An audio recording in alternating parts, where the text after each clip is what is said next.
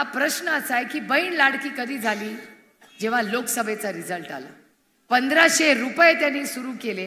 अहो भाऊ बहिणीचं नातं हे विकत घेता येत नाही. त्यांचा प्रॉब्लेम असा आहे की त्यांना नातं, प्रेम आणि व्यवसायातलं अंतरच कळत नाही.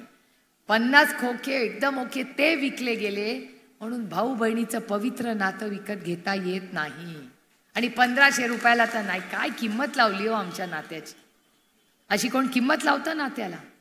अहो मागितलं असतं तर सगळं देऊन टाकलं असतं. काय मोठं आहे, आई वडिलांनी मेंदू दिला, हात पाय दिलेत, सगळं शाबूत आहे. शून्यातून विश्व उभं केलं की नाही? ते 80 वर्षाचा योद्धा रोज, काल तर सभा पवार साहेबांनी हात करती. काल रात्री माझं भांडण झालं त्यांच्याशी. 7 सभा केल्या त्यांनी काल, 7. मी जरा आवाज चढवलाच काल. म्हटलं काय चाललंय? ते म्हणले तू गबास. आलं, आमचा विषय संपला. आता 7 सभा करूनच आले होते, आता उपयोग काय मी भांडण करून घरी येऊन? पण हे कशासाठी लढतायत? ते मुख्यमंत्री होणार आहेत, ते स्वतः सत्तेत बसणार आहेत.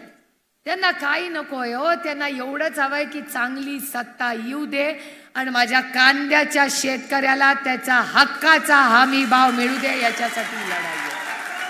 आणि या प्रत्येक महिलेला स्वाभिमानाने ती उभं राहिलं पाहिजे. तिच्या कर्तृत्वाला, तिच्या निर्णय प्रक्रियेसाठी आदरणीय पवार साहेब लढलेले आहेत. आणि मी तुम्हाला शब्द देते, माझी सगळ्यात मोठी लढाई भारतीय जनता पक्षाबरोबर कांद्यावरनच झालेली आहे.